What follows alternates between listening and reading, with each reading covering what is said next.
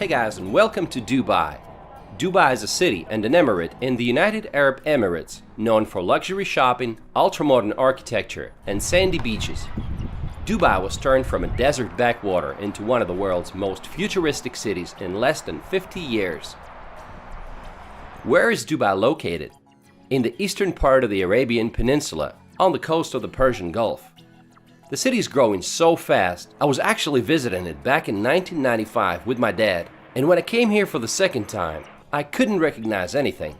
My first impression was that the city is just so overwhelming. Different parts of the city are just so spread out, and it's not clear how to get from one place to another.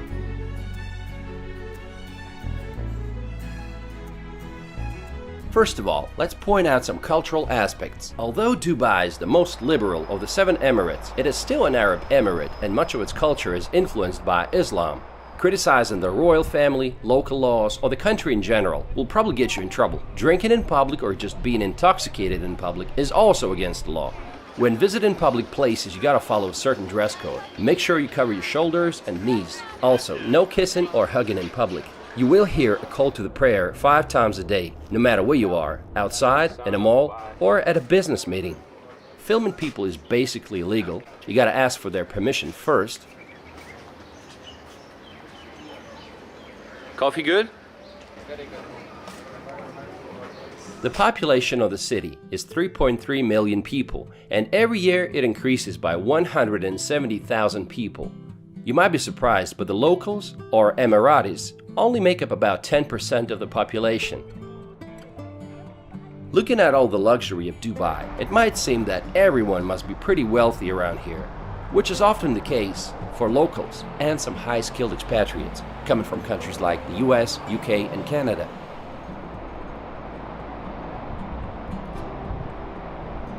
But it's a completely different story for the construction workers and the taxi drivers that come from Pakistan, Bangladesh, India, Nigeria, Egypt, and other countries, who only average about $600 or $700 a month. Hello. Hi everyone. I'm Nazmul. I'm from Bangladesh. I'm in Dubai taxi. What's your name? My name is Sher Muhammad. Where do you come from? Pakistan, Peshawar. Nice to meet you. Yeah. They don't live in fancy neighborhoods. Rather, they live in communities such as this one. They can't afford to bring their families over here. And sometimes several men have to share one room. They're here to make some money and send it back to their home country. I want to mention this guy. He's from Egypt. He saw us on the subway trying to figure out how to get to a certain place, and he came to our rescue. He took us all the way to the destination and then even stopped to buy us some cold drinks, which was very nice of him. None of those people had plans to stay here longer than they needed to, because UAE citizenship is almost impossible to obtain. Even if you're born here, it doesn't change anything unless one of your parents is an Emirati. Just imagine a situation, say a young couple that comes from Egypt comes to live and work in Dubai. They give birth to a child who grows up, gets their education here, gets a job afterwards, and continues living in Dubai, thinking that Dubai is their home. Then that person's working visa is not extended for whatever reason, and they're told, go home. Go home where, they ask. Go home to Egypt, where that person had never been in their lifetime. In Dubai, the number of men exceeds that of women by more than double. There's about 2.5 males for every female. Today, less than 5% of the Emirates' revenue comes from oil. Instead, the economy relies on trade, tourism, aviation, financial services, and real estate. Tourism is doing well. Dubai is the 4th most visited city in the world. The city had 15 million overnight visitors in 2016. But the real estate situation is another story. Those who want to invest in Dubai have to keep an eye on the market. Several years ago, Dubai already found itself in a difficult situation when it needed a $20 billion bailout from its oil-rich neighbor, Abu Dhabi, to escape a debt crisis caused by collapsing property prices. Since 2014, residential property prices have dropped by more than 15% and are still falling. The housing market remains oversupplied, and looking at all the ongoing projects, I get a feeling that it might stay this way for a while. At the same time, they're expecting the city population to double by 2027. Everyone's betting on Expo 2020 to turn things around, for which Dubai is ready to spend $8 billion on infrastructure. Dubai has always been an attractive place to run a business for yet another reason: zero taxes. But in 2018, the government implemented value-added tax VAT at a rate of 5%.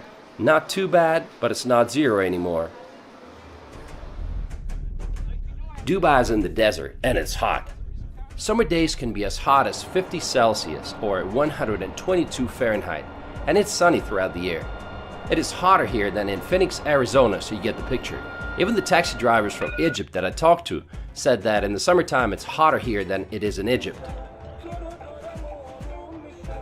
It's in the desert, so water supply is a major challenge. Close to 99% of potable drinking water in Dubai comes from desalination plants. Just imagine how many cubic meters of water they need every day for the city. In this part of the world, you know a city is wealthy when it has a lot of green parks and gardens and palm trees. You know Dubai is located in the desert, so it takes a lot of water to keep it all green and nice. Everywhere you will see some water systems and some hoses. Look at these flowers. There are hoses everywhere. And you can't have too much fur. And when it's 50 outside, I mean, you gotta keep it short, right? Dubai is not very walkable, so you'll have to be relying on public transportation to get you around. But most people just prefer to use taxis. Dubai is jam-packed with things that are designed to be the biggest or the most extravagant in the world. It has this attitude of nothing is impossible. The Burj Khalifa is the tallest building in the world. It's an 830-meter tall tower that dominates the skyscraper-filled skyline. By the way, Burj in Arabic means a building. While without a doubt it's a true masterpiece, it might be just a little bit of an overrated site for tourists. Do you really want to waste 2 or 3 hours in line just to see the city from above? I decided to pass on the idea because you can admire the building from outside for free. But did you know they're already building a taller building? It's called Dubai Creek Tower, and it will be at least 100 meters taller than Burj Khalifa. Dubai has the world's largest flower garden, Dubai Miracle Garden. The garden has a total of 45 million flowers. So nice to find yourself in this beautiful area and take a break from the busy city.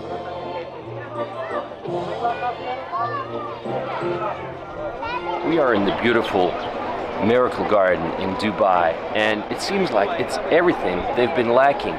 All the greenery and all the different kinds of flowers. Dubai is basically a desert, and over here you feel like you're in Thailand, and it's just a wonderful place, and you should definitely visit that if you're in Dubai. During the summer months, the garden stays closed for obvious reasons. It's too hot. Oh, sorry about that. Man, sorry, I didn't see that, kid. Where do you find the best roads in the world? For 5 years in a row, the Emirates had been #1 when it came to quality of roads, according to Global Economy. And of course, if you have some super roads, you need some supercars, right?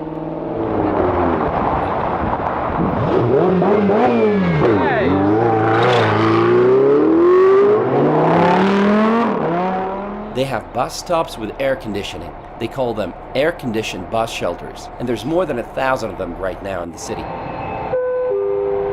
Dubai has the world's longest fully automated metro system, where all trains run without drivers. Most of it above the ground. They have 2 lines, a green line and a red line. The red line goes along the main Dubai street, Sheikh Zayed Highway. There are 3 different classes of service: silver class, women and children only, and gold class. A ticket to the gold class is 2 times more expensive than usual. The best thing about it is it doesn't get crowded during rush hours. Public transportation in Dubai is pretty convenient, and the best way is to get a Note card, which is good for subway, it's good for bus. The only thing it's not good for is monorail, which you have to pay separately. Dubai is also known for one of the most ambitious engineering structures of our time: an artificial palm tree archipelago, Palm Jumeirah, which added nearly 50 miles to the coastline. We are on the famous artificial island, the Palm. And over there you see the wave breaker, which goes around the island and it protects it from strong winds and strong waves up to 4 meters high. Atlantis de Palm is a luxury hotel resort located at the apex of the Palm Jumeirah. Among other things, it has Aquaventure Water Park and the Lost Chambers Aquarium that is home to 65,000 marine animals. Hi, where you guys from? From Sweden. Hello, Russia. Welcome to Dubai. Thank you. Okay, bye-bye. Bye. There's another Atlantis on the way. It's a $1.4 billion Royal Atlantis that is expected to be opened in 2020. You can travel the Palm Island on monorail, which is an entertainment by itself. There are many means of transportation in Dubai, and one of them is monorail. The ticket is very pricey. It's $5.5 one way. So let's take a look at what it's like on the inside.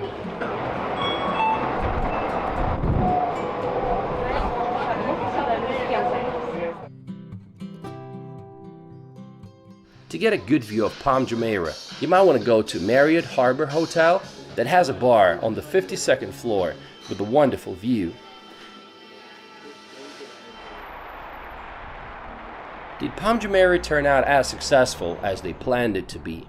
Well, not really. Instead of an exclusive private enclave, you got a generic copy of American suburbia. The houses are standing side by side at 3 times the original planned density.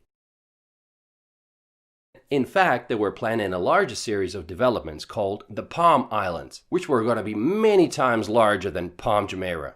And also the world, a series of islands representing the world, like every single continent. But all these projects had to be suspended since Dubai property market crashed in 2009. I'm sure you have seen this hotel before. It's called the Burj Al Arab. This hotel claims to be the only 7-star hotel in the world. It is frequently recognized as the world's most luxurious hotel. It was built in 1999 for $1 billion on a man-made island. The cheapest room starts at $1,500 a night, while a royal twin bedroom suite will set you back $15,000. Dubai is a city of shopping malls. Like, what do you do on those hot days? People go to the malls to escape from the heat. The Mall of the Emirates is one of the largest malls here. It's got Ski Dubai, an indoor ski resort with 5 ski tracks and a snow park. You can also visit an ice cave and go sledding. Can you believe that? Yes, right in the mall you can go skiing, in one of the hottest places on the planet. Another mall is the Dubai Mall. Today it's the 2nd largest mall in the world, but it used to be the largest. If you like exotic cars, then in front of the Dubai Mall there's always something to look at. It's a bustling entertainment center with mesmerizing sights and attractions, often viewed by most Emiratis as the ultimate shopping destination in the city. Let's look at some things that you can see inside the mall. The Human Waterfalls. One of the finest artificial waterfalls that I've ever seen. There's also an aquarium, one of the largest in the world in fact, 2.6 million gallons of water. Outside they have a fountain show, which always gets crowds and crowds of people. You can actually take a boat ride or go walking around the periphery of the lake and view all the shops and the restaurants. These lovely people from India that were traveling with me in that boat wanted me to film them and their baby, so their wish is granted. There are 65 malls altogether in the city, and each one of them is trying to be unique in some way. Take a look at this one. It's called Wafi Mall, and it's styled after ancient Egypt. Honestly, I'm not a big fan of shopping, and I easily get tired of huge malls. What can you do outside of the city? Dune bashing. Dubai lies directly within the Arabian desert, so you can go dune bashing in a 4x4. Most often, it's a Toyota Land Cruiser or a Nissan Patrol. My family certainly enjoyed it.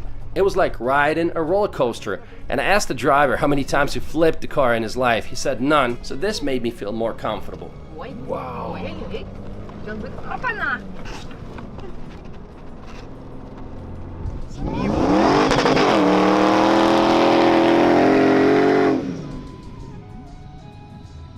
Hey Okay guys, so we are in the desert and you can do crazy things like that. They give you a professional driver and it takes you along the desert. Okay, the ride's very bumpy, but if you like stuff like roller coasters, you're gonna enjoy it. And on top of that, you can ride a camel if you want some nice pictures. But we're about to have some dinner, so let's go do it. There are other things to do in the desert like snowboarding on a sand dune, riding an ATV, and so much more. Well, I have zero experience, so I want you to see me fall. It's not even riding. Okay, I'll give it a try. Okay, guys. Chicken. Then they offer you a dinner and a show with dances and performances. Just to give you the scale, we had 700 people that night, and our driver said that there are altogether about 20 companies doing that in the city. Even in the desert, you can meet some awesome people from around the world. So, where are you from? I'm Swiss. I'm Canadian. You're Canadian? Yeah. But you said you live here. I do. Oh, okay. So, is it work related? Yeah. Oh, cool. And you're just visiting? Yeah, I've been here for a week now. So what have you guys done for fun? Like, What did we do the first day? We went to the Mall of Dubai. We went to the top of the Burj Khalifa, Miracle Garden. Go to Jumeirah Beach. It's really nice. hey, what's your name? Annika. Oh, what's your name? Hanadi. Nice to meet you. Nice to meet you. One of my favorite places in Dubai is the Global Village. It's a huge park that combines cultures of 90 countries from all across the world in one place. Okay guys, welcome to London. Oh, wait a second.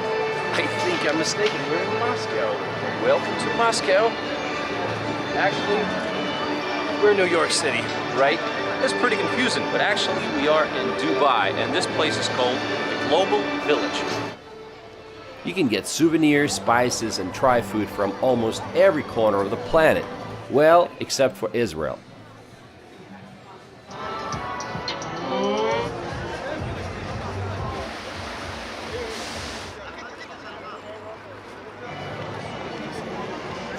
They got temples of Thailand, Forbidden City of Beijing, the Eiffel Tower, and so much more. And they also have different shows during the night.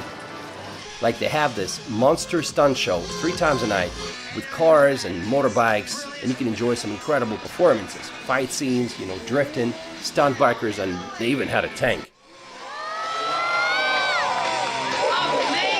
Those who love amusement parks are really going to enjoy Dubai because it has a cluster of theme parks and water parks like Legoland, Bollywood, and Motion Gate, and others. Let's take a look at some different parts of the city.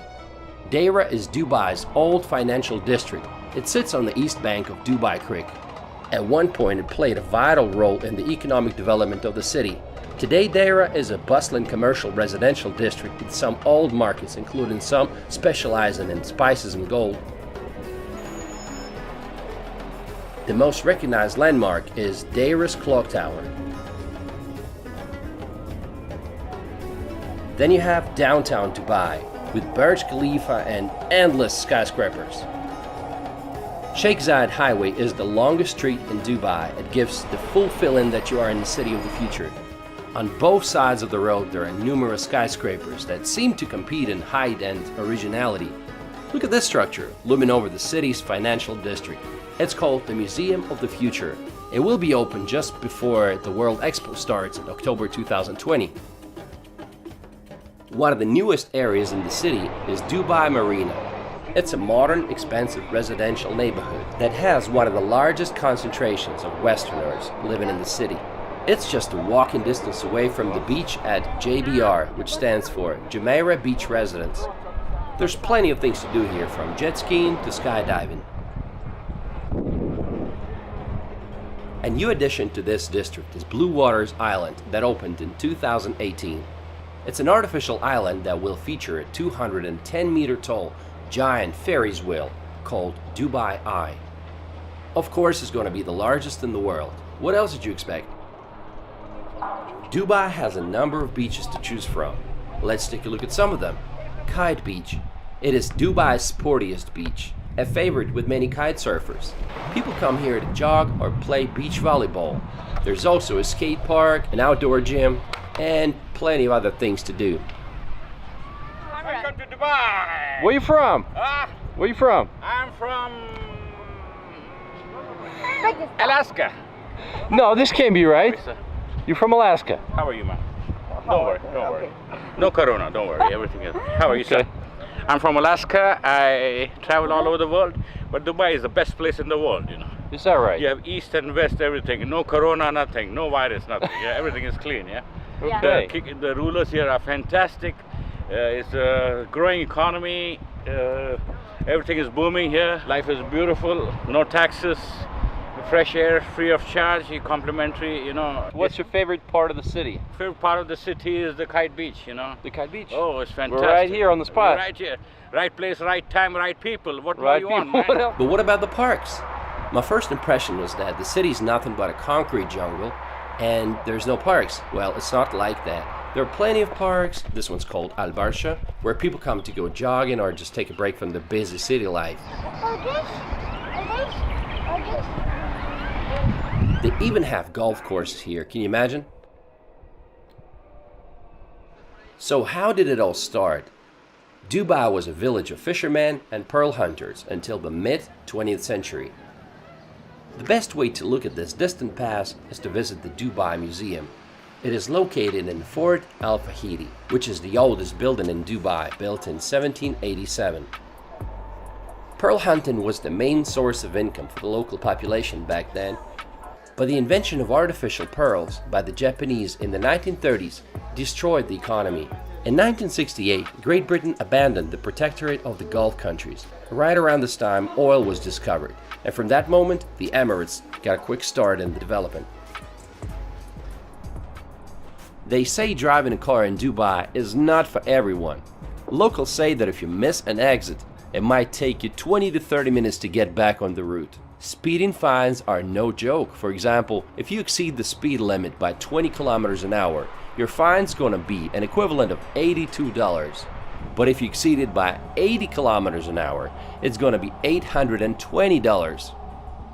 Once, a British tourist got stuck in Dubai after racking up $45,000 in speeding tickets in a rented Lamborghini. In 4 hours, he triggered every speed camera on Sheikh Zayed Road, and they wouldn't let him go until they paid the fines in full.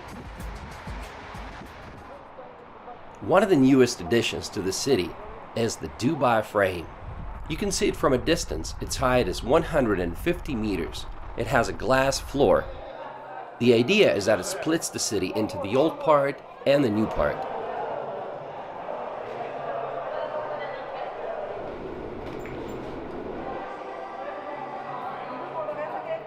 What's it like for the locals to live here?